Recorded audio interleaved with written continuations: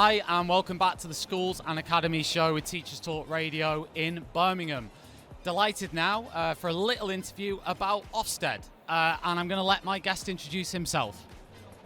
Hi there, my name's Chris Russell. I'm the National Director for Education for OFSTED. Big job. It is a big job, but it's an excellent job, one I enjoy very much. So let's start with sort of your talk today, and maybe you could just give us in 30 seconds sort of a breakdown of anything new or sort of interesting that you've shared today that you think people in the teaching community might like to know.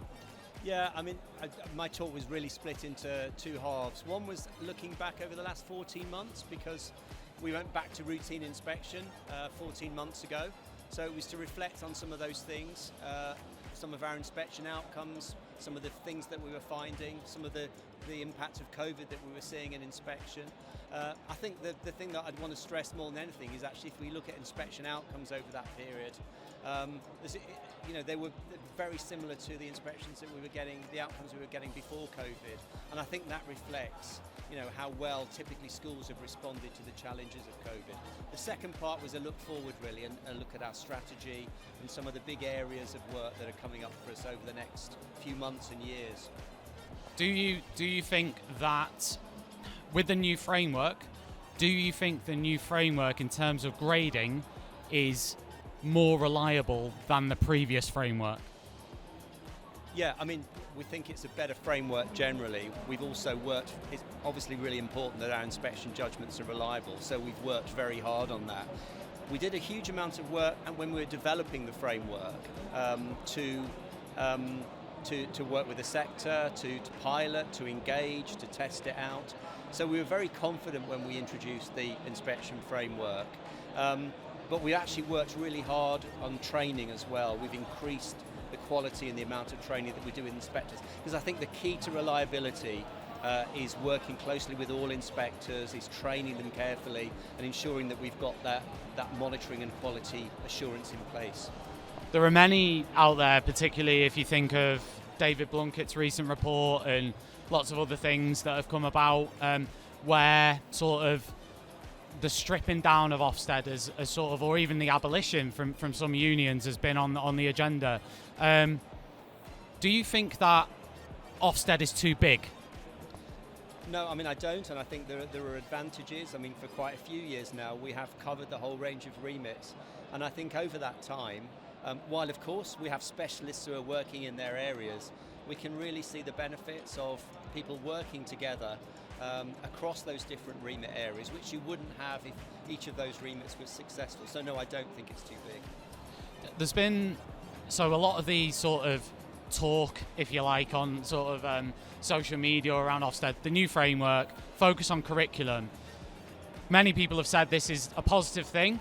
However, there are those who have also said that I guess it has led to, if you like, some of that same sort of tick box nature stuff that may be lethal mutations of things. I mean, do you think that it's OFSTED's responsibility or school leaders' responsibility to stop those lethal mutations or to halt those lethal mutations, or do you think it's both?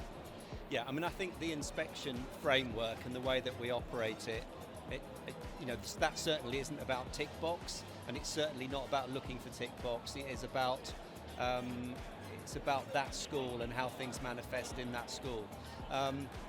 I think everybody's got a responsibility to make sure that schools are doing the right things for their children and young people, and certainly not doing things that they think we want as inspectors. And actually I think it's a key part of my job, and I'll do whatever I can, and my colleagues I know are similarly committed to make sure that we get those messages out, as I think the best thing that we can do is engage as much as possible to ensure that people understand the nature of the inspection framework, how inspection operates, and give that kind of reassurance really. So certainly I'm committed to that. We've done quite a few webinars recently to try and really push those key messages home about what inspection is and what inspection isn't.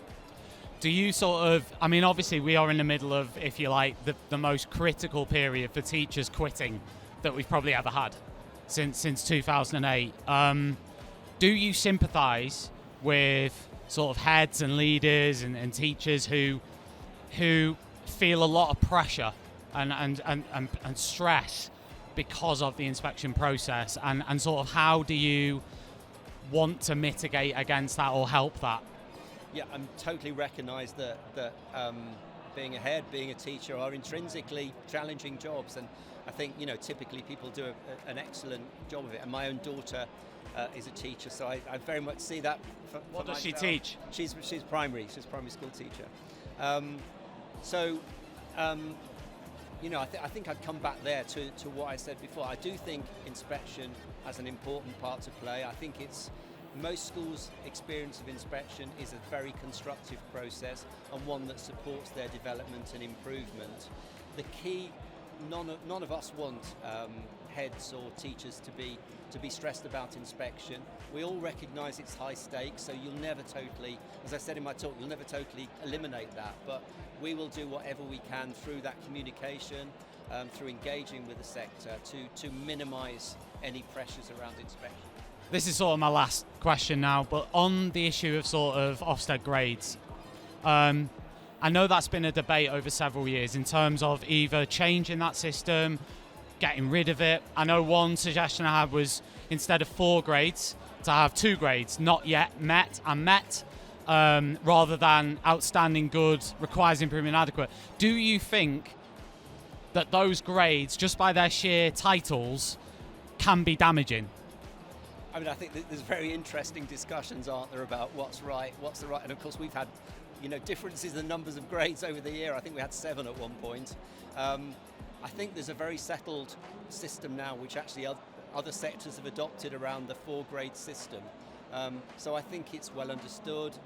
Nothing's perfect, but I think generally it works well, and people understand what it means. I think there was an issue around outstanding when schools were exempt, so they got that outstanding judgment and they weren't inspected for years. That's all changed now, and I think that's for the good, because I think that was problematic.